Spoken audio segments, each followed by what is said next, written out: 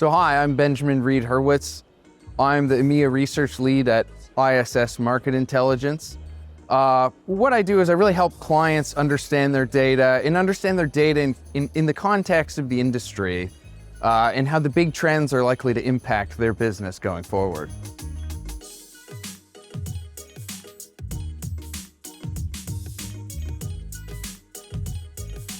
It's been a great conference, and my main takeaway is the industry faces a wave of change. Changing face of the client, alternatives, fintech spreading throughout the value chain, as well as ESG. And the story to me is really about how to manage this change. And I think we have to understand is there's just no more room for stale thinking among us experts in the business. What we need is a diversity of thoughts. And the only way for us to get that diversity of thoughts is to have a diversity of thinkers. So I think as a business, we need to take our own advice and diversify and make sure we have a diverse pool of candidates within our talent pool.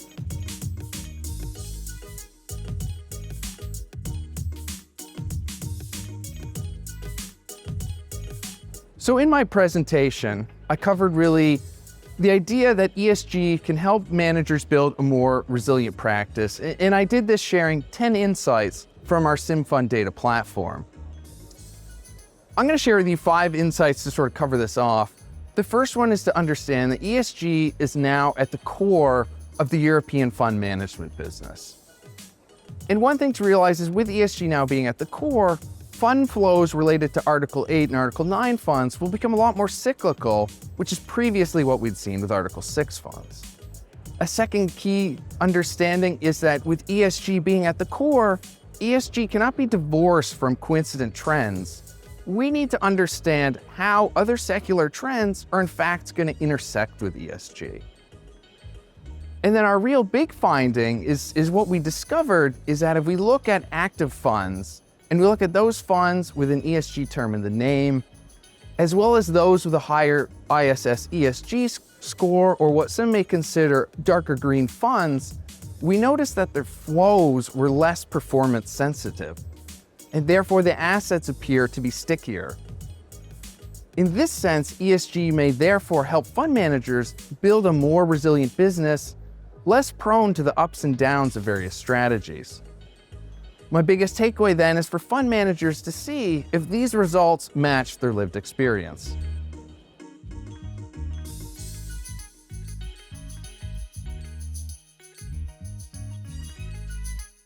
So fund managers need to build robust processes. There's a lot of attention on ESG, both regulatory, but also from their clients, from the media. So they need to make sure their processes are robust. But the second part though is these processes also need to be flexible. I think we're only at the beginning of the ESG story, and even though we've come so far, there's so much more room for evolution. And what this means is fund managers need to be able to understand how their clients' preferences are evolving and how the regulatory landscape changes, and they need the flexibility to evolve and adapt with it.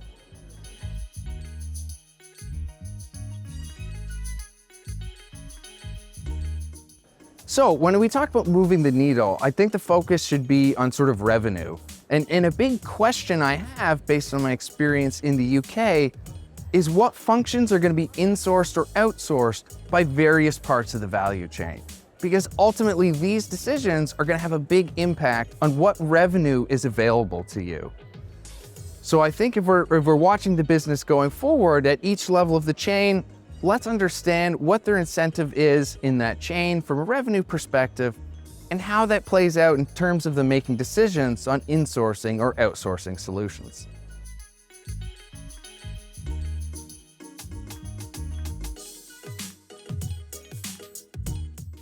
I think the biggest thing a fund manager can do is to make sure their ear is to the ground, and they need to understand both who is their client today, and not just who as you can name them, but what are their behaviors, what are their expectations, how will those preferences and behaviors evolve over time, but also understanding who the future client is. There's been a lot of discussion about sort of the changing face of wealth, and this really plays a big part.